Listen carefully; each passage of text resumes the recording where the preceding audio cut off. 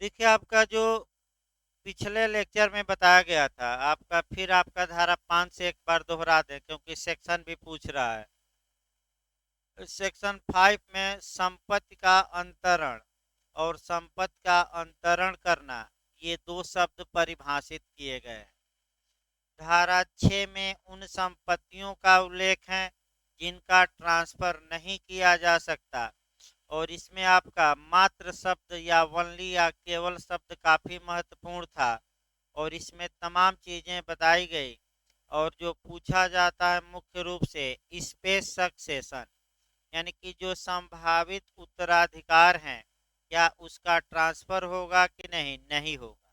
संभावित उत्तराधिकार हम बताए थे, जैसे पिता जिंदा है, पिता के नाम संपत्ति है, तो पुत्र चाह कर भी इस संपत्ति का ट्रांसफर नहीं कर सकता, क्योंकि मात्र एक संभावना है कि पिताजी लुढ़क जाएंगे, तो पुत्र को क्या मिलेगा, हुड़िया।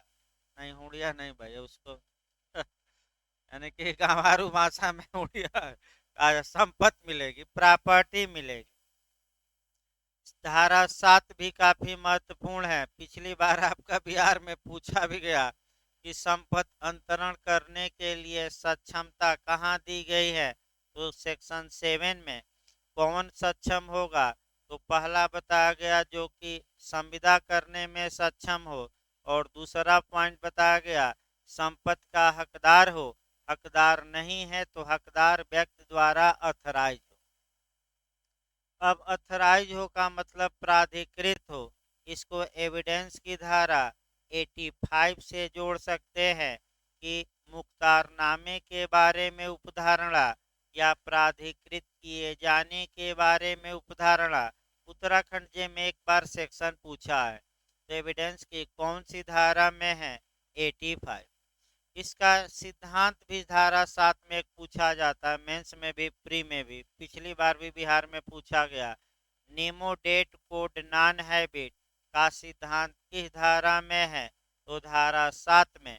और इसका अपवाद 3 धाराएं रट कर जाइए, नए लोग भी रटिए। कौन कौन धारा बताई गई थी, 35, 41, 43। याद रखिए, 35, 41, 43।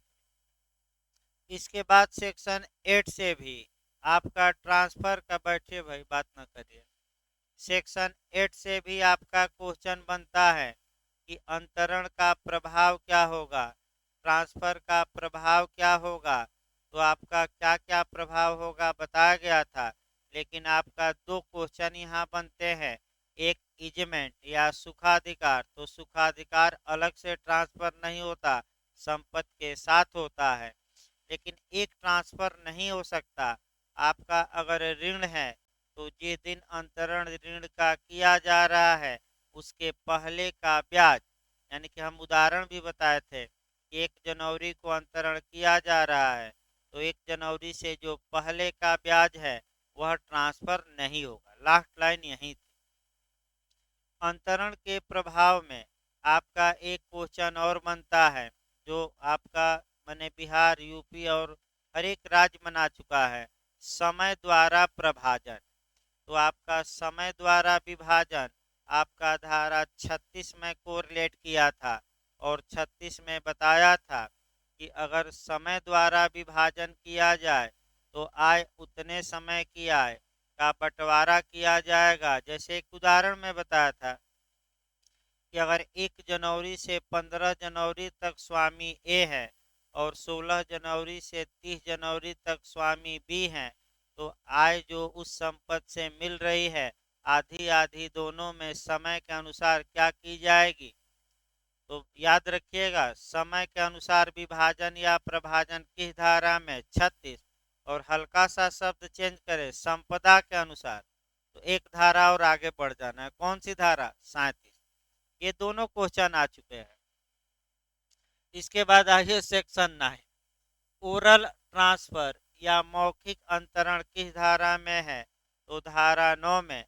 जहां की कानून में स्पष्टतः लिखा न गया हो कि अंतरण लिखित में होगा, तो वह अंतरण क्या हो सकता है, मौखिक। अब कल बताया गया था पूरा लिस्ट 6 संव्यवहारों की कि किसमें लिखित में, किसमें हस्ताक्षरित, किसमें दो अनुप्रमाणक साक्षी भी, और किसमें आपका लिखित में हस्ताक्षरित रजिस्टर्ड और दो अनुप्रमाणक साक्षी चाहिए। ये लिस्ट रट कर जाना है, यानी हर एक लिस्ट ये क्या करना है, रट कर जाना है। इसके बाद आइए अब कंडीशन देखा जाए, शर्त। अब हमें जो देखना है, जो अगला सेक्शन पढ़ना है, वह कंडीशन पर पढ़ना है, यानी कि शर्त पर पढ़ना है। देखिए, जहाँ तक शर्तों की बात है, आपका संविदा में शर्तें लगाई जाती हैं और इसको पहले कोरिलेट कर लिया जाए और तब आपका आगे पढ़ाया जाए। जब भी आप शर्त के बारे में पढ़िए, कंडीशन के बारे में पढ़िए, तो एविडेंस की धारा 91 और 92 पढ़िएगा कम से कम, और इसी के साथ आपका 99, क्योंकि 92 की पूरक धारा कौन है। तीन हम कंसेप्ट बनाने के लिए, जहां तक टीपीए की बात है, आपका पहले धारा 7 पढ़ना है और 7 से हम उठाएंगे, इसके बाद 10 पढ़ाएंगे, 11 और 12, और इसी 7 से उठाकर एक धारा आपका 25 पढ़ना है। यानी कि आपका इसी से उठाकर और क्या पढ़ना है, तो आपका जो सेक्शन पढ़ना है, एक तो 10, 11, 12 मेंस में भी आया है। पिछली बार आपका उत्तराखंड में प्री में आया था, केस आया था धारा 10 पर कि रोसर बनाम रोसर का केस किस धारा से संबंधित है। पिछली बार उत्तराखंड बनाया था, तो कौन सी धारा है 10, हम बताएंगे डिटेल में। पहले कॉन्सेप्ट बनाइए, उसके बाद सेक्शन 10 से शुरू किया जाएगा। देखिए, आपका पहले आपका माने ये प्रावधान देखा जाए एविडेंस का, सबसे पहले एविडेंस देखना है। सेक्शन 91 क्या कहता है कि अगर किसी संपत्ति या अनुदान, यानी अगर किसी संविदा, संपत्ति के बयान या अनुदान, यानी कि अगर किसी, फिर एक बार देखिए, अगर किसी कॉन्ट्रैक्ट में या संपत्ति के बयान में डिस्पोज ऑफ, यानी कि अंतरण में, या आपका किसी ग्रांट या अनुदान में कोई निबंधन या शर्तें किसी दस्तावेज पर लिख दी गई है, तो ऐसी दशा में उन शर्तों को साबित अगर करना है, तो उस दस्तावेज की मूल कॉपी या द्वितीयक कॉपी, यानी कि उस दस्तावेज का प्राथमिक साक्ष्य या द्वितीयक साक्ष्य ही पेश किया जाएगा, मौखिक साक्ष्य नहीं दिया जाए। यानी कि कुल मिलाकर ये हुआ कि एक लाइन में, अगर कोई कॉन्ट्रैक्ट भी व्यक्तियों के बीच में हुआ है, संपत्ति का बयान हुआ है, अनुदान हुआ है, तो और वे सब उसकी शर्तें, यानी कि उसकी कंडीशन कहाँ लिख दी गई है, दस्तावेज में, तो उस शर्तों को जब न्यायालय में प्रूव करना है, तो मुख से कुछ नहीं बोलने दिया जाएगा। तो क्या पेश किया जाएगा, वह दस्तावेज, या तो उसकी मूल कॉपी या उसकी फोटो स्टेट कॉपी। ये कौन सी धारा बताती है, 91। ये धारा सिविल मामलों में रीढ़ की हड्डी, बैकबोन मानी जाती है। इस धारा में सिद्धांत है कि लिखित को लिखित में साबित किया जाना चाहिए, ये शर्त साबित हो। अब 92 आइए, सेक्शन एविडेंस का 92 ये बताता है कि जब एक बार शर्तों को साबित कर दिया गया कोर्ट में कि दस्तावेज या कागज पर ये शर्तें लिखी गई हैं, तब अब उन शर्तों में फेरफार या परिवर्तन संभव नहीं है, ये सामान्य नियम है। तो 91 की पूरक धारा, 92 किसकी पूरक धारा, एविडेंस की 91। तो शर्त साबित करिए 91, और शर्तों में फेर फार को पर रोक लगाती है कौन सी धारा, 92। अब फेर फार कौन साक्ष्य दे सकता है, ये 99 बहुत लंबा चला जाएगा, यहीं रोका जाए इसको।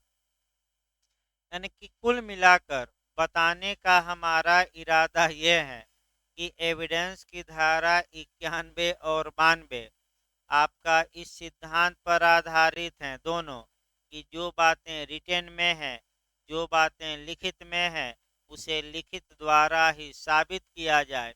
क्योंकि हम शर्त पढ़ेंगे तो शर्त में भी ये आ गया कि अगर किसी दस्तावेज में कंडीशन लिखी गई है तो उस दस्तावेज को पेश करके उस कंडीशन को कोर्ट में साबित किया जाए। ये कौन सी धारा बताती है? 91। और जब एक बार शर्त साबित हो गई तो अब उसमें बदलाव करने पर रोक दिया जाएगा। कौन सी धारा? 92। सामान्य नियम है, उससे अपवाद है, उतना नहीं जानना है। अब आइए आपका धारा 7 देखिए। अब टीपीए में आ जाइए। टीपीए का सेक्शन जो 7 है वह फिर हम बता रहे हैं, 2 दिन से बताया जा रहा है। संविदा अंतरण करने में कौन सक्षम है? तो फिर एक बार दिमाग में बैठाइए। पहला नियम हुआ कि पहला तो यह है कि जो संविदा करने में सक्षम हो। इसके बाद दूसरा ये आया कि जो हक अंतरित संपत्ति का हकदार हो, माने स्वामी हो। स्वामी नहीं है तो स्वामी द्वारा क्या हो? अथराइज। इसके बाद आपका पूर्णतः अपना अंतरित कर सकता है कि भागतः कि दोनों दोनों, चाहे पूरा हिस्सा अंतरित करे या कुछ। एक शब्द आपका और इसके बाद आया है, भले आप न पकड़े हो। या तो एब्सोल्यूट रूप से, यानी कि आत्यांतिक या पूर्ण से, शब्द पकड़िए। या तो पूर्ण रूप से अंतरित कर सकता है या सशर्त।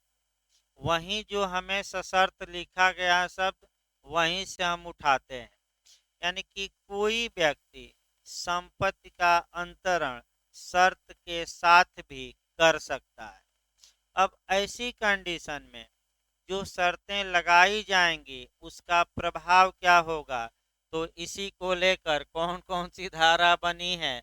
10, 11, 12। अगर वे शर्त धारा 10, 11, 12 में आ जाती हैं तो शर्त आपका शून्य होगी, भले दस्तावेज में लिखी गई हो, और अंतरण क्या होगा? बस। और माना जाएगा कि कोई ऐसी शर्त थी ही नहीं। फिर कंसेप्ट एक बार बनाइए।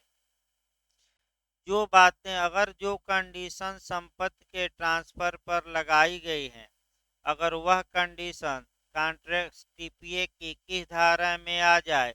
10, 11, 12 में। तो वह जो कंडीशन होगी, वह जो शर्त होगी, वह शून्य होगी और अंतरण क्या होगा? वैध। लेकिन अगर वह शर्त, फिर एक बार याद रखिए, किस धारा से गवर्न हो? 25 से।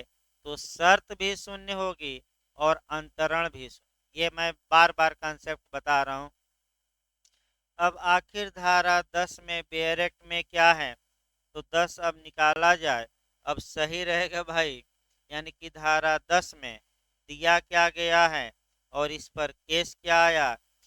अब सेक्शन 10 बेरेक्ट से निकाल लीजिए, अब सही रहेगा, क्योंकि पूरी तरह कंसेप्ट हमने क्या किया, इन नियमों का बना दिया। देखिए धारा 10 निकालिए भाई, तब आपका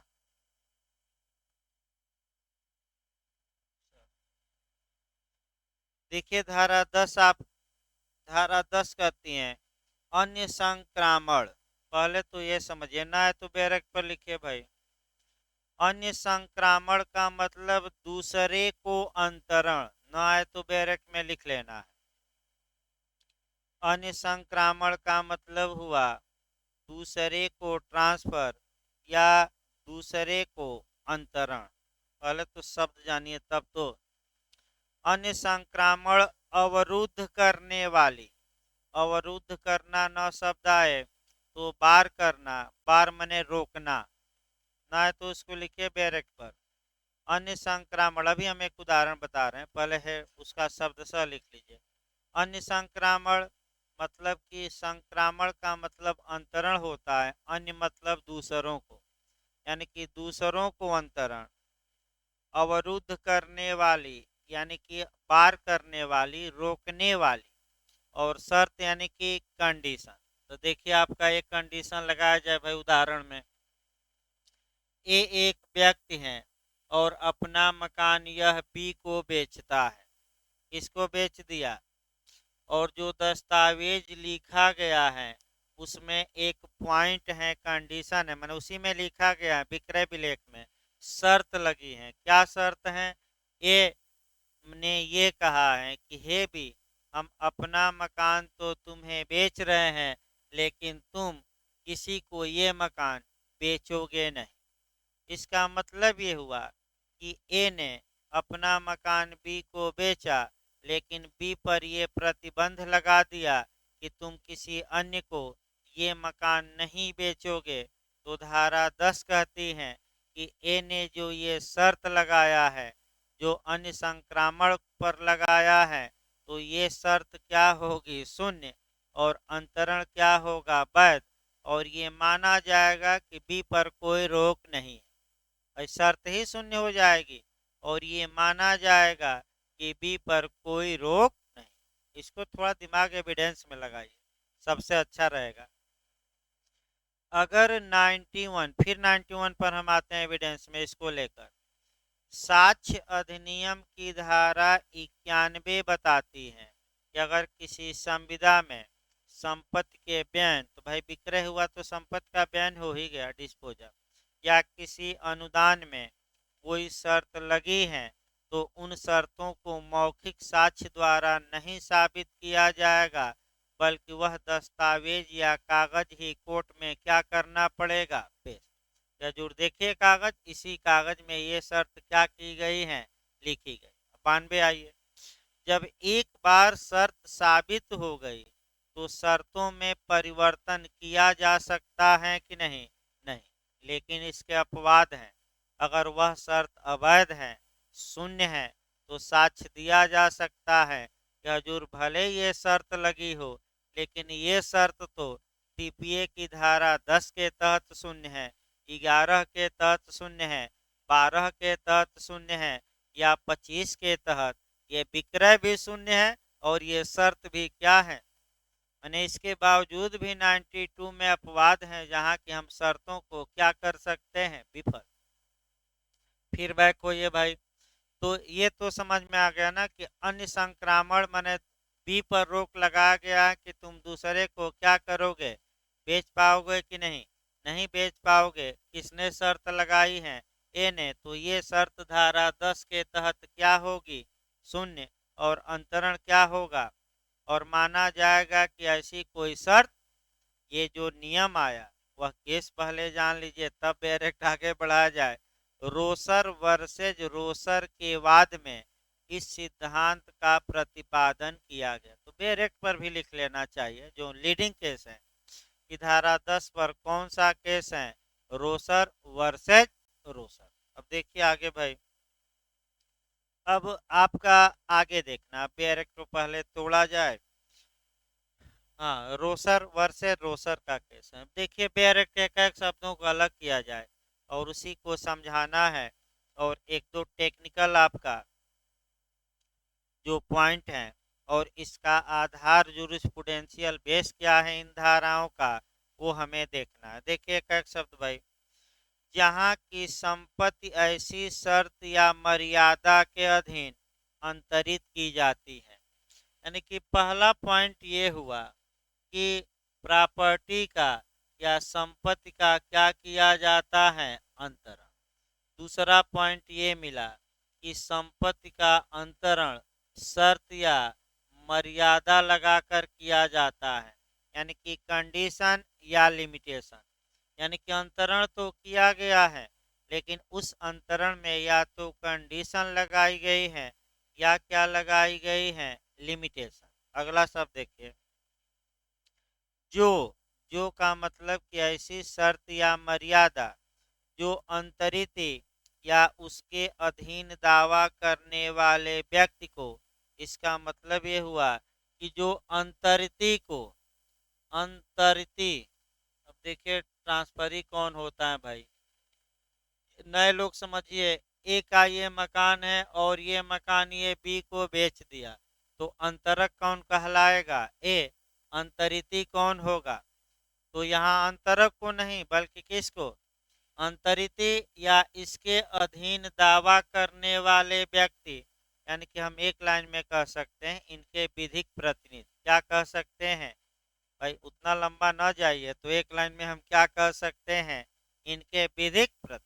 आगे सब देखिए, दावा करने वाले व्यक्ति को संपत्ति में अपने हित को अलग करने या व्यनित करने से, यानी कि अंतरिति या इसके विधिक प्रतिनिधि को जो संपत्ति अंतरित की गई है उस संपत्ति में अंतरण करने, यानी कि आपका अधीन दावा करने वाले व्यक्ति को संपत्ति में अपने हित को अलग करने, यानी कि जो उस संपत्ति में उसका हित है उसको क्या करने से, अलग करने।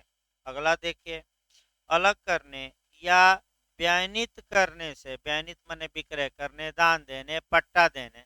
व्यनित मतलब क्या हुआ भाई, ये सब विक्रय दान पट्टा। व्यनित करने से क्या किया जा रहा है, सतर्क रहना है, आत्यांतिकतः अवरुद्ध करती है। आत्यांतिकतः मतलब एब्सोल्यूट रूप से, एब्सोल्यूट रूप से मतलब क्या, अब ये भी एक पॉइंट मिला कि धारा 10 में आपका जो आंशिक शर्त शून्य होगी कि पूर्ण शर्त होंगी कि दोनों, तो स्पष्ट याद रखे बेरेट क्या लिखता है, आत्यांतिक की आंशिक, बताइए कौन सी शर्त वैध होगी और कौन शून्य होगी। तो पूर्ण जो रोक लगाती है शर्त वह क्या होगी, शून्य नहीं, पूर्ण शर्त। अगर फिर एक बार देखिए, आपका एक तो जो अवरुद्ध किया जाता है कि दूसरे को न बेचिए या न अंतरण करिए, एक आपका पूरी तरह रोका जा सकता है, एब्सोल्यूट। एब्सोल्यूट मतलब आत्यांतिक। तो अगर आत्यांतिक रूप से रोका जाता है तो ये शर्त शून्य होगी, लेकिन अगर आंशिक रूप से रोका जाता है तो ये शर्त वैध होगी धारा 10 में। देखिए एक उदाहरण इसका भाई, अभी हम शब्द तोड़ रहे हैं, इसको समझाएंगे नहीं कि समाप्त हो गया। अभी तो केवल शब्दों को क्या किया गया, अलग अलग। देखिए पहले शब्द पूरा हो जाए तब समझाया जाएगा चीजों को।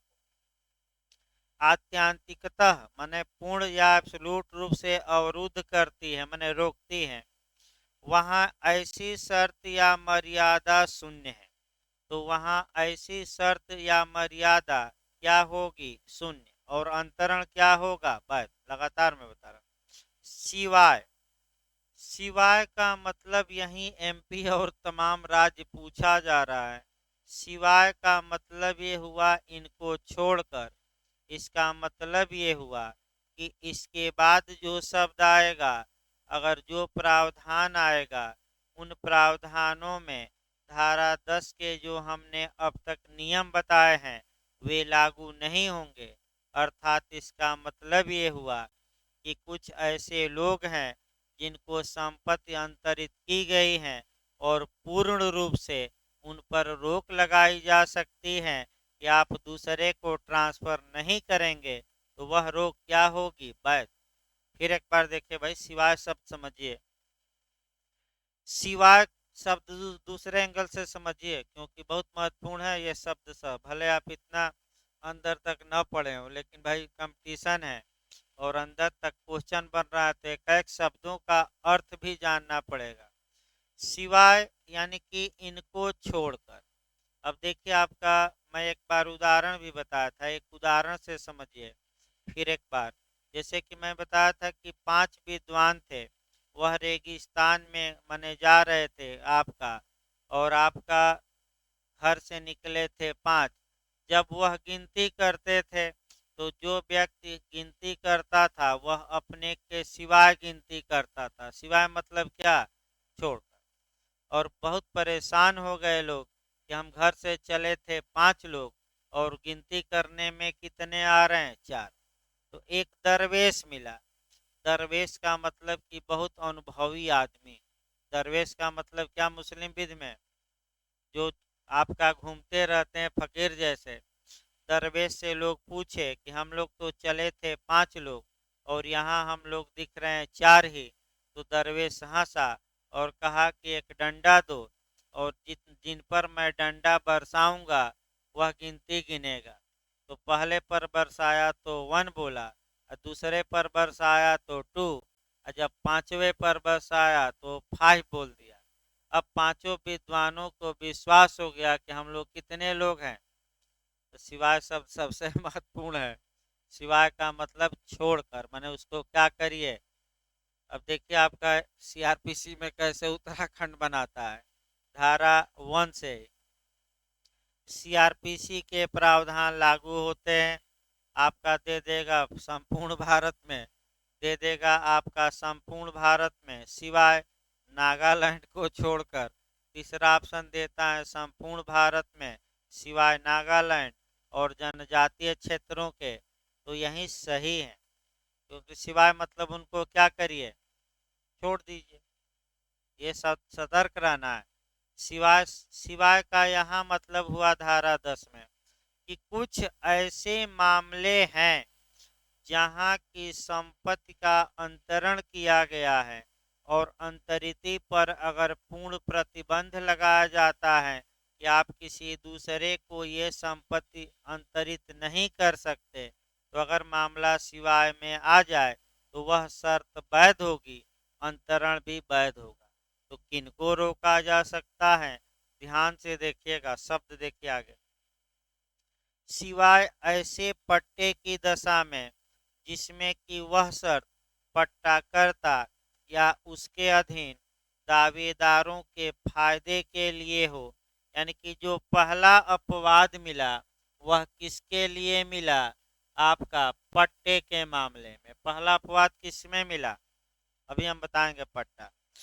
जो दूसरा अपवाद है आपका, फिर परंतु से आ जाइए। परंतु ये कहता है कि परंतु संपत्ति किसी स्त्री को जो हिंदू, मुसलमान या बौद्ध न हो। यानी कि परंतुक में परंतुक लगा देना है। यानी कि अगर संपत्ति किसी स्त्री को दी जाती है और वह स्त्री आपका माने किस श्रेणी में नहीं आती, न तो हिंदू है, न मुस्लिम है और न ही बौद्ध। इसके अलावा 2-3 बना लीजिए। यानी कि पारसी है आपका, नहीं जैन तो इसी में आ जाएगा भाई, हिंदू में शामिल है। पारसी हैं, ईसाई हैं, यहूदी हैं, ये हम कह सकते हैं। क्या क्या है, पारसी, ईसाई, यहूदी। फिर एक बार समझिए, यही क्वेश्चन बार बार पूछा जा रहा है और बार बार गलत लोग करके आ रहे हैं। इसको फिर एक बार देखिए भाई, बैरक की भाषा। परंतु संपत्ति किसी स्त्री को जो हिंदू, मुस्लिम या बौद्ध न हो या उसके फायदे के लिए इस प्रकार अंतरित की जा सकेगी कि उसे अपनी विवाहित स्थिति के दौरान में उस संपत्ति को या उसमें से अपने लाभप्रद हित को अंतरित या भारित करने की शक्ति नहीं हो। अब समस्या ये आया, यहाँ जो आपका एक एक शब्दों को शुरुआती दौर से चला जाए तब भाई ये सब समझाया जाए, क्योंकि आपका पहले अपवाद नहीं, पहले क्या समझाया जाए नियम। देखिए ये जो धारा 10 का नियम है, जो दूसरे के अंतरण पर रोक वाली शर्त शून्य होगी, ये पब्लिक पॉलिसी पर आधारित है, लोकनीति पर आधारित है। पूछ सकता है ऐसा क्वेश्चन कि धारा 10 का सिद्धांत का जूरिस्प्रूडेंशियल बेस क्या है, तो आप बताएंगे पब्लिक पॉलिसी। तो पब्लिक पॉलिसी क्या आशा करती है कि संपत्ति का नेचर ही ये है कि उसका हस्तांतरण होता रहे, ट्रांसफर होता रहे। यानी कि संपत्ति एक जगह न बंधे, तो इसीलिए विक्रय दान सब धुआंधार हो रहा है। और सरकार कहती है कि जब संपत्ति का अंतरण कर रहे हैं तो कुछ टैक्स हमें भी क्या करिए, दीजिए। वो तो अलग बात है, लेकिन संपत्ति का नेचर ही ये है कि संपत्ति एक आपका व्यक्ति से दूसरे व्यक्ति में क्या होनी चाहिए, जानी ही चाहिए। और ये पब्लिक पॉलिसी है और इस पर रोक लगाने वाली सभी शर्तें जहाँ जहाँ टीपीए में पढ़ेंगे वे शर्तें क्या होती हैं, शून्य। आप रोक नहीं सकते कि हमारे पास ही रहेगी। आपका धारा 14 में भी ये सिद्धांत हम बताएंगे कि संपत्ति का मुक्त रूप से क्या होना चाहिए, हस्तांतरण एक जगह स्थिर न हो। आइए देखा जाए। अब पहला ये है कि आपका संपत्ति का अंतरण किया गया हो। संपत्ति का अंतरण आपका किया गया हो, यानी कि संपत्ति के अंतरण की परिभाषा धारा 5 में दी गई है। यानी कि संपत्ति का अंतरण का मतलब कि एक जीवित पक्षकार दूसरे को या एक दूसरे जीवित को या एक जीवित पक्षकार स्वयं को या एक जीवित पक्षकार स्वयं को तथा दूसरे को या तो वर्तमान में या भविष्य में संपत्ति देता है, अधिकार देता है, हित देता है, उसी को हम संपत्ति का अंतरण करना कहते हैं। तो संपत्ति का अंतरण, संपत्ति का अंतरण आपका जहाँ तक टीपीए की बात है, सभी अंतरणों में ये सिद्धांत मने मान्य नहीं है, क्योंकि टीपीए केवल कितने अंतरण के बारे में प्रावधान करते हैं, 6। तो यहाँ संपत्ति का अंतरण मतलब कितने अंतरण, 6 प्रकार। शर्त या मर्यादा लगी है। अब आपको जो समझना है कि भाई आपका कंडीशन क्या होती है, और आपका दूसरा जो देखना है वह कह सकते हैं कि आपका कह सकते हैं कि जो दूसरा पॉइंट है वह मर्यादा।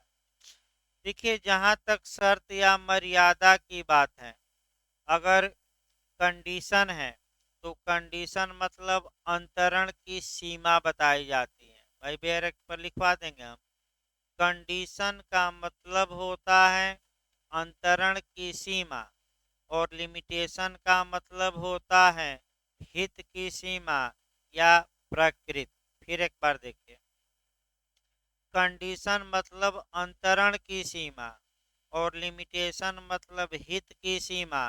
तो दोनों में एक अंतर देखा जाए। आपका एक उदाहरण फिर लीजिए भाई। यहाँ मान लीजिए ए तथा बी है। ए ने अपना मकान बी को बेचा, यानी कि क्या कर दिया है, बेच दिया। और ए बी पर ये शर्त लगाए कि हे बी, तुम इस मकान को किसी अन्य को नहीं बेचोगे। तो ये आपका हो गया, कह सकते हैं कि शर्त हो गई। ये क्या हो गई, और धारा 10 के तहत ये शर्त क्या होगी, सुन। मर्यादा का मतलब कि हित की प्रकृति या हित की सीमा। अब हित क्या है, हित ये है कि जब भी इस मकान को खरीद लिया है तो उसका प्रयोग कर सकता है, यानी कि उसको पट्टे पर दे सकता है, बंधक दे सकता है, यानी कि या तो किसी को केवल कब्जा दे दे या किसी को किराए पर दे दे। ये आपका लिमिटेशन है। तो एक मर्यादा लगाई जाए कि ए ने बी को संपत्ति का ट्रांसफर तो किया, लेकिन ये लिमिटेशन लगाया कि हे बी, तुम विक्रय तो करना, लेकिन बंधक और पट्टा किसी को न कर। ये जो स्वामित्व में अधिकार रहते हैं, हित, उस पर क्या लगाई गई है, रोक।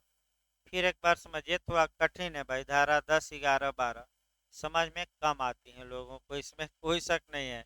फिर भी मैं एक एक शब्द सा प्रयास कर रहा हूँ कि दिमाग में बैठे, क्योंकि जब तक दिमाग में नहीं बैठेगा, आपका रट्टू तोता से इतना बड़ा ला है नहीं हो पाएगा। दिमाग में बैठा रहेगा तो वहीं एग्जाम में भूत जैसे घूमता है।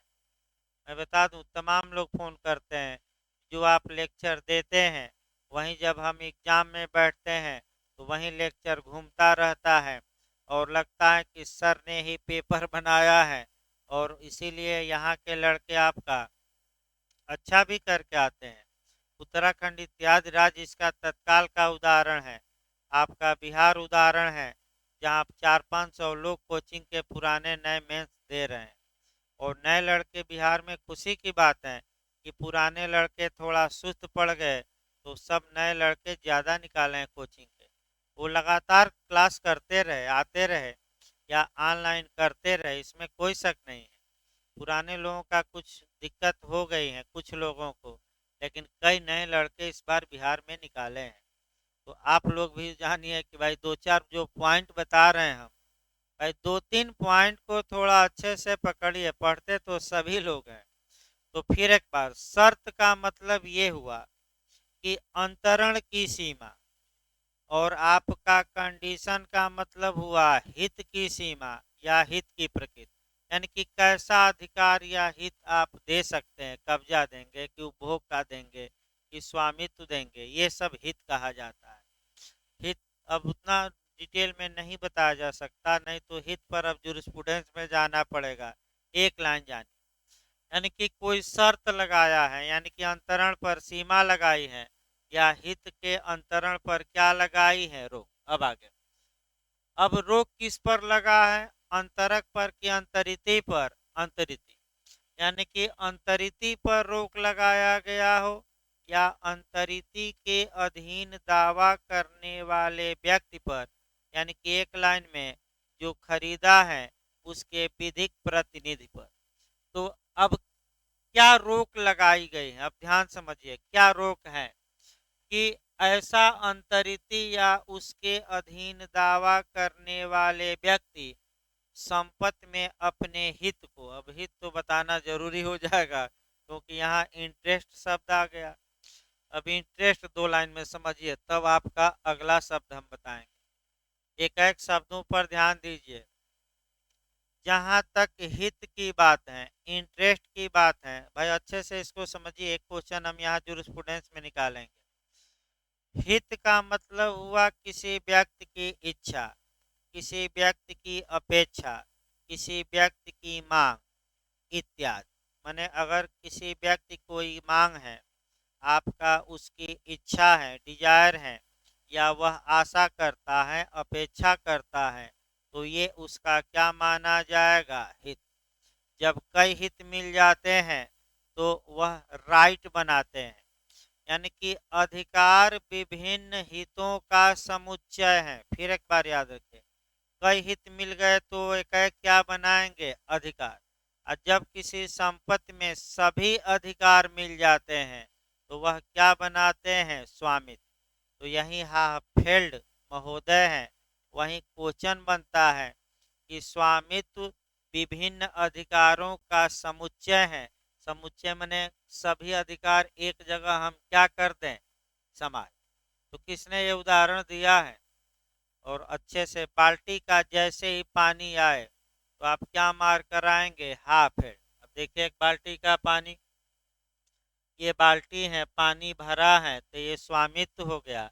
और एक एक बूंद निकालिए तो आप एक एक अधिकार इसमें से क्या कर सकते हैं, अलग।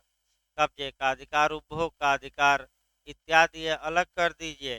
तो ये किसने दिया है, बाल्टी के पानी के उदाहरण का, माने बाल्टी के पानी का उदाहरण पूछा गया है। जैसे बाल्टी का पानी दिखे, फेंकना नहीं है, इसको क्या करना है, हाफेल्ड को मारना है, हाफेल्ड।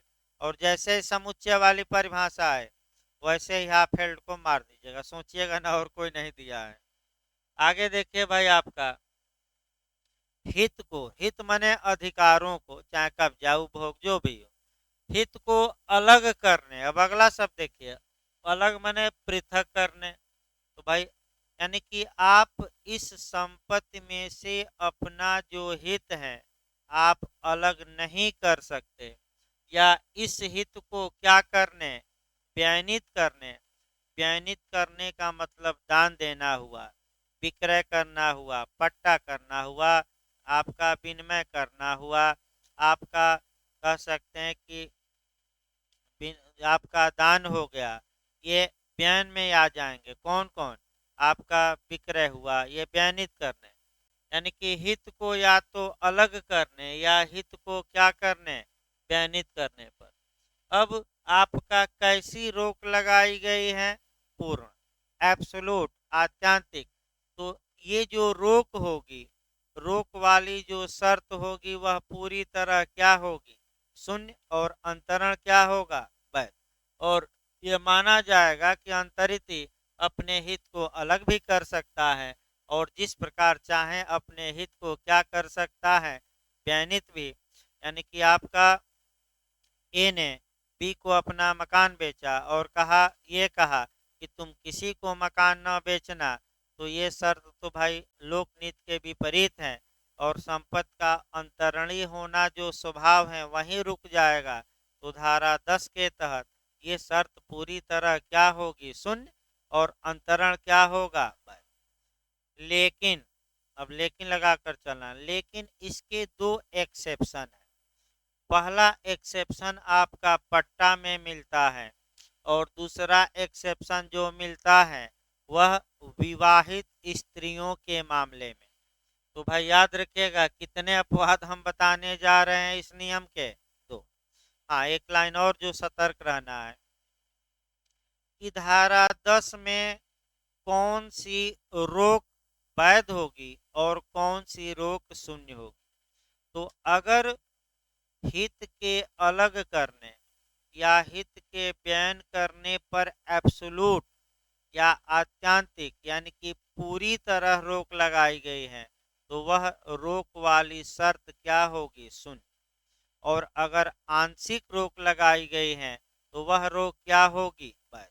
एक उदाहरण दोनों पर बता दिया जाए। ए बी को अपना मकान बेचता है और बी पर यह शर्त लगाता है कि हे बी, तुम किसी को भी ये मकान न बेचना।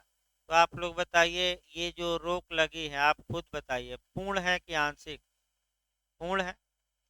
अब आंशिक देखिए, ए ने बी को संपत्ति अंतरित की और कहा कि देखो तुम किसी को भी बेचो, लेकिन सी हमारा दुश्मन है, उसको ना बेचना, उसके सिवाय क्या करना, किसी को भी बेच दो। तो आप लोग बताइए आंशिक रोक है कि पूर्ण।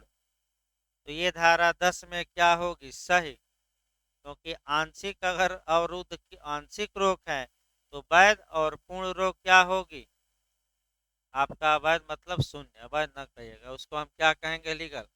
अब दो अपवाद देखिए, पहला अपवाद पट्टा का है, ध्यान से देखिए। अब पट्टा भी समझ लीजिए भाई, ताकि संव्यवहार तो पढ़ना ही है। पट्टे में होता क्या है, ये इस मकान का स्वामी है, इसने अपना मकान उपभोग के लिए किसको दिया, बी को। तो स्वामित्व दे दिया कि कब्जा, पजेशन दिया है, स्वामित्व नहीं। यानी कि ए ओनर है, स्वामी है, बस बी को ये मकान कब्जे में दिया है, और ये शर्त लगी है कि हे बी, तुम इस मकान का यूज करो, और यूज करने के बदले कुछ क्या दो, धन दो, प्रतिफल दो। तो ये संव्यवहार हम क्या कहेंगे, पट्टा। तो आपका पट्टाकर्ता कौन हो गया, ए, पट्टेदार कौन हो गया, बी, और आपका पट्टे की संपत्ति है मकान, और जो ये प्रतिफल दिया जाएगा ये धन हो गया, माने वही प्रतिफल। अब आप लोगों को ये जानना है कि अगर ए ने बी पर शर्त लगाई है, और यह जो शर्त लगी है यह बी के या बी के विधिक प्रतिनिधियों के नुकसान के लिए नहीं है, बल्कि किसके लिए हो, फायदा। फिर एक बार समझिए, ए ने बी को पट्टा दिया मकान का, और पट्टे में शर्त लगाई, और किस पर शर्त लगाई है, किस पर रोका है, बी को, यानी कि पट्टेदार को। और ये जो शर्त लगी है ये बी के नुकसान के लिए नहीं है, बल्कि क्या है, फायदा। तो ये शर्त भी वैध होगी, अंतरण भी वैध होगा। एक उदाहरण इस पर देखिए, ए ने अपना मकान बी को पट्टे पर दिया और कहा कि देखो इस मकान तुम्हारे लिए यही फायदेमंद होगा कि इस मकान में तुम दुकान चलाना, यहाँ दुकान अच्छी चलेगी, और कुछ काम न करना। तो अगर ये शर्त बी के फायदे के लिए है तो ये शर्त वैध होगी, और शर्त भी वैध होगी, अंतरण भी क्या होगा, वैध। अगर भी इस शर्त का उल्लंघन करता है तो आपका री एंट्री का अधिकार मिल जाएगा, पुनः प्रवेश का अधिकार किसको मिल जाएगा, ए को। ए बी को हटाएगा और इस मकान पर क्या कर लेगा, कब्जा। तो पट्टे में री एंट्री बताई जाएगी, आपका पुनः प्रवेश। दूसरा जो आपका दिया गया है वह विवाहिता स्त्री के बारे में। तो पहले तो याद रखिए, यानी कि 3 विवाहिता स्त्री देखिए। पहले, अगर कोई हिंदू विवाहिता स्त्री है मुस्लिम विवाहिता स्त्री और तीसरा कौन था? बहुत ध्यान से अब समझिए, यही गलती होती है। अगर कोई हिंदू विवाहिता स्त्री है, मुस्लिम विवाहिता स्त्री हैं, बौद्ध विवाहिता स्त्री हैं, इनको संपत्ति का अंतरण किया जाता है और ये शर्त लगाई जाती है कि आप जब तक विवाहित रहेंगे तब तक इस संपत्ति का अंतरण आप नहीं कर पाएंगे। तो ये शर्त शून्य होगी, क्योंकि तीन जो विवाहित महिलाएं हैं उन पर ये शर्त लगाई नहीं जा सकती। तो कौन कौन धर्म की विवाहित महिलाओं पर यह शर्त मान्य नहीं होगी? पोस्ट में इसीलिए अलग से दिया है, कौन कौन? हिंदू, मुस्लिम और बौद्ध। लेकिन अन्य धर्म की विवाहित स्त्रियों पर यह शर्त लगाई जा सकती है कि जब तक आप विवाहित रहेंगी तब तक आप संपत्ति का यूज करिए, लेकिन आपको बंधक रखने या विक्रय करने या अंतरित करने का हक नहीं होगा। आप सीमित माने सीमित आपको अधिकार हम दे रहे हैं, पूर्ण नहीं। आप अंतरित न करिए। तो कौन महिलाएं हैं जिन पर अंतरण पर रोक लगाई जा सकती है और वह शर्त वैध होगी? तो तीन महिलाओं से भिन्न कौन कौन? हिंदू, मुस्लिम और आपका बौद्ध।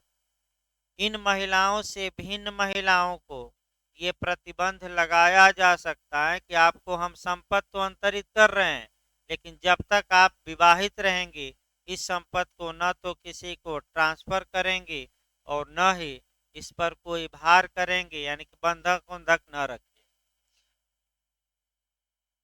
अब कारण बताया जाएगा। अब कुछ न कुछ उस समय कारण 1882 में जरूर रहा होगा, क्योंकि आज भी जो आपका अंग्रेज कानून बनाकर गए थे कुछ न कुछ उसमें दोष है, और इसका कारण भी मैं देखूंगा। भाई देखिए, अब हर एक चीज़ हमें भी नहीं मालूम रहती आपका, लेकिन इसका कारण आपका अगले लेक्चर में मैंने जूरिस्प्रूडेंशियल बेस क्या है, आखिर ऐसा क्यों अंग्रेजों ने कानून बनाया, ये खोजा जाता है।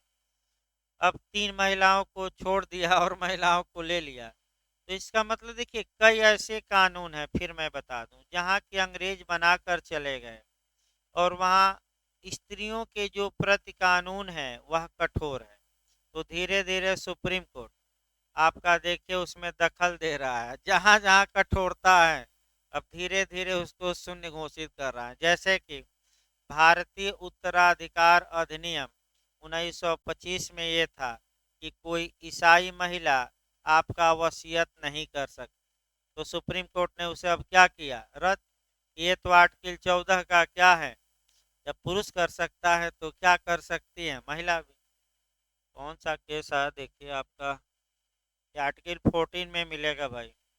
केस भी एक आया था, बताएंगे, आपका याद नहीं आ रहा है। फिर एक बार इसको देखिए भाई, आप क्वेश्चन का मॉडल देखिए। क्वेश्चन का मॉडल ये दे सकता है, एक तो सिवाय करके पूछ सकता है जो ज्यादा चांस रहता है कि किन महिलाओं को माने किन महिलाओं को संपत्ति के अंतरण करने पर अगर अन्य संक्रामण या दूसरे व्यक्तियों को अंतरण करने पर तो रोक लगाई गई है पूर्णतः, तो वह शर्त जो रोक की होगी वह शून्य होगी। तो शून्य किसमें होगी? हिंदू, मुस्लिम और बौद्ध। और किसमें शर्त वैध होगी? तो इसके अलावा दिया नहीं है तो अपने मन से निकालेंगे। ईसाई हो गया, पारसी हो गया, यहूद। तो किस स्त्री को भाई शर्त लगाकर ये संपत्ति दी जा सकती है कि जब तक तुम विवाहित हो तब तक न तो संपत्ति का ट्रांसफर कर सकती हो और न आपका बंधक रख सकती हो? तो तीन महिलाएं हैं जिन पर ये शर्त अगर लगाई जाती हैं, तीन धर्म की महिलाएं, तो वह शर्त शून्य होगा और अंतरण क्या होगा? वैध।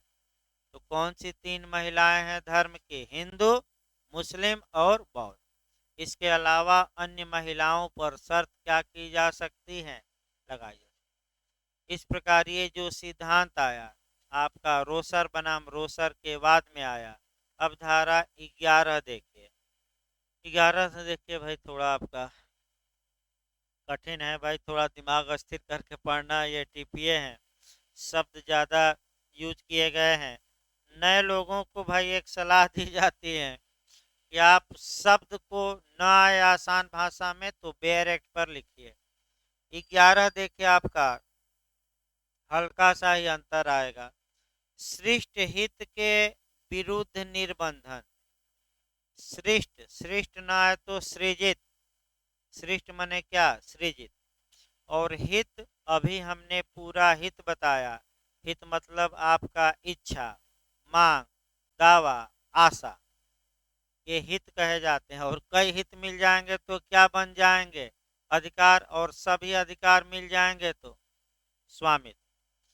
हाँ, स्वामित्व भाई, आपका सभी हित अधिकार मिल जाएंगे तो। चलिए देखिए आगे। सृष्ट हित ना है तो बैरक पर लिखे। सृष्ट हित माने सृजित हित के विरुद्ध, यानी कि अगेंस्ट आपका निर्बंधन। निर्बंधन का मतलब रिस्ट्रिक्शन, यानी कि कुछ प्रतिबंध, यानी कि आपका इंजॉयमेंट के विरुद्ध कुछ रोक लगाया जा रहा है। तो आइए इंजॉयमेंट देखा जाए और थोड़ा इसको देखा जाए। देखिए ध्यान से भाई, एक दो उदाहरण से समझने का प्रयास करिए। ए ने अपना मकान बी को बेच दिया और ये शर्त लगा दी कि हे बी, न तो इसमें तुम रहोगे और न तुम्हारा परिवार, बल्कि इसमें केवल क्या रखना? किराएदार रखना।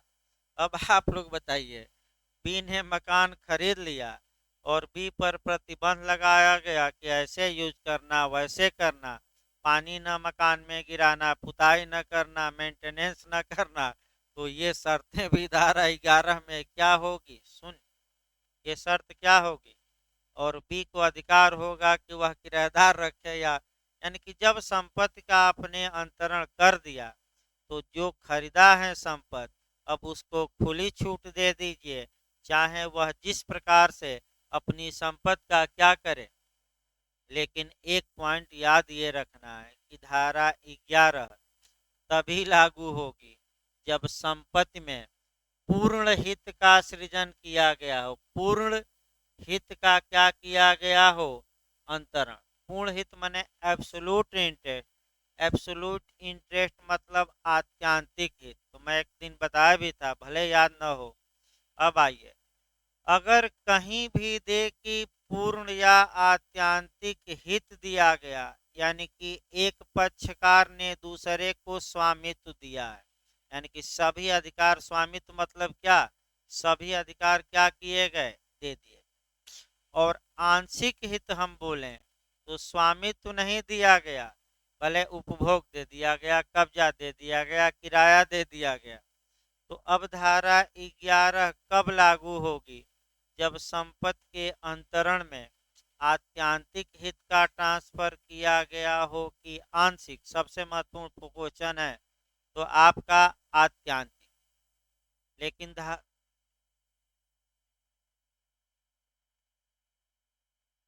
नहीं, उसके लिए अपवाद है, बताया जाएगा उसका। अभी भाई ये नियम चल रहा है, उसमें 18 में अपवाद है और 17 में भी कुछ। ये पूर्ण नियम नहीं है, मैं फिर बता दूं। अभी नियम शुरू किया गया है, अपवाद लास्ट में बताया जाते हैं, तो थोड़ा धैर्य रखिए। लास्ट में जो अपवाद बताया जाएगा तो धारा 17 भी आएगी, आपका इत्यादि धाराएं आएंगे। अभी पहले नियम जाना जाता है। फिर एक बार देखिए, ए ने ये मकान बी को बेचा और इसके प्रयोग करने पर प्रतिबंध लगा दिया, या प्रयोग करने पर प्रतिबंध लगाया तो प्रतिबंध शून्य होगा और बी चाहे जैसे उसका क्या करे? प्रयोग। धारा 11 कहते हैं। लेकिन ए ने इस मकान में बी के पक्ष में जिस हित का अंतरण किया है वह हित आपका आंशिक नहीं होना चाहिए। क्या होना चाहिए? पूर्ण। तो अब आप लोग बताइए, कब हम मानेंगे कि पूर्ण हित का अंतरण हुआ? जिसमें किसका ट्रांसफर होता है? स्वामित्व का। अब कब हम मानेंगे, ये में आ चुका है क्वेश्चन, कब हम मानेंगे कि आंशिक हित का ट्रांसफर हुआ है? तो जिसमें स्वामित्व के अलावा, जैसे कब्जा का अधिकार, उपभोग का अधिकार, हित का अधिकार, लेकिन स्वामित्व नहीं। तो अब अंतरण बताइए। तो बताइए विक्रय में क्या होता है, स्वामित्व का अंतरण होता है कि केवल कब्जे का? तो धारा 11 विक्रय में लागू होगी, पहला नियम। किसमें? विक्रय में। क्या? 10 में यूज पर नहीं। नहीं, 10 में कहाँ कहा गया, देखिए किसमें? वो शर्त, वो तो आत्यांतिक रूप से रोका जा रहा है दूसरे को ट्रांसफर करने, इसमें आपका हित हम बताएंगे अंतर। इसमें आपका हित का ट्रांसफर किया जा रहा है, उसमें रोका जाता था कि आप दूसरे को नहीं बेचेंगे, वो रोक पूर्ण थी। इसमें अलग है थोड़ा। लास्ट में हम 10 माने सोमवार को जब चलेगा तो 10-11 में थोड़ा अंतर बताएंगे, 3-4। क्योंकि आजकल वो भी सही बता रहे हैं कि आजकल क्या पूछ ले, कोई भरोसा नहीं है। तो वो भी हम बता देंगे भाई, लेकिन पहले उदाहरण तो सटीक हो। अब विक्रय में किस स्वामित्व दिया जाता है कि कब्जा? तो स्वामित्व दिया जाता है, सब अधिकार। तो धारा 11 विक्रय में लागू होगी, क्योंकि पूर्ण हित का अंतरण। अब आइए इसके बाद आपका बंधक। बंधक में स्वामित्व दिया नहीं जाता, तो धारा 11 लागू ही नहीं होगी। इसके बाद आपका पट्टा। पट्टा में भी स्वामित्व नहीं, केवल कब्जा, तो धारा 11 लागू नहीं होगी। इसके बाद दान हुआ, विनिमय हुआ, अन्योज्य दावा हुआ, तो दान में भी स्वामित्व का अंतरण, विनिमय में भी और अन्योज्य दावे में भी। यानी कि मुख्य रूप से ये जो सेक्शन 11 है आपका दो अंतरणों में लागू नहीं होगा। किसमें किसमें? बंधक में, पट्टा में। क्यों? क्योंकि यहाँ अंतरक अंतरिति को स्वामित्व नहीं देता, आंशिक हित देता है। तो कितने में लागू होगी? केवल 4 में। तो याद रखिएगा धारा 11 किसमें लागू होगी? विक्रय, दूसरा आपका दान, तीसरा विनिमय और चौथा अन्योज्य दावा। क्योंकि इसमें जो ट्रांसफर होता है वह स्वामित्व का होता है। और धारा 11 तब लागू होगी जब जिस हित का अंतरण किया गया है वह आंशिक न हो बल्कि क्या हो? पूर्ण। तो पूर्ण हित का अंतरण करिए और यूज करने पर, इंजॉयमेंट करने पर क्या लगा दीजिए कि तुम मड़ई न बनाना, मकान न बनाना, दुकान न बनाना।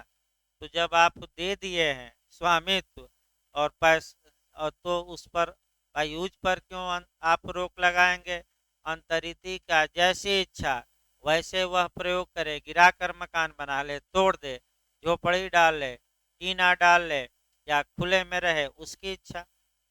तो कल सोमवार को इसको और आगे बढ़ाया जाएगा। आपका कल परसों भाई क्लास ला की बंद रहेगी, कल शनिवार है। सोमवार से आपका शाम वाली क्लास भी शुरू हो जाएगी। अब थोड़ा 1-2 दिन में हम भी खाली हो जाएंगे, इसीलिए कल बंद भी किया जा रहा है। 1-2 दिन में अपना काम निपटा के शेड्यूल सही किया जाए।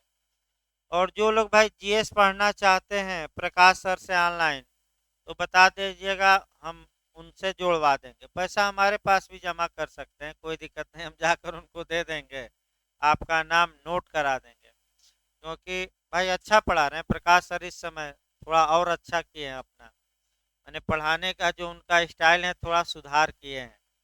बार बार हम लोग भी कह रहे थे कि भाई थोड़ा सुधार करिए, तो थोड़ा सुधार किए हैं, आवाज वाज इत्यादि।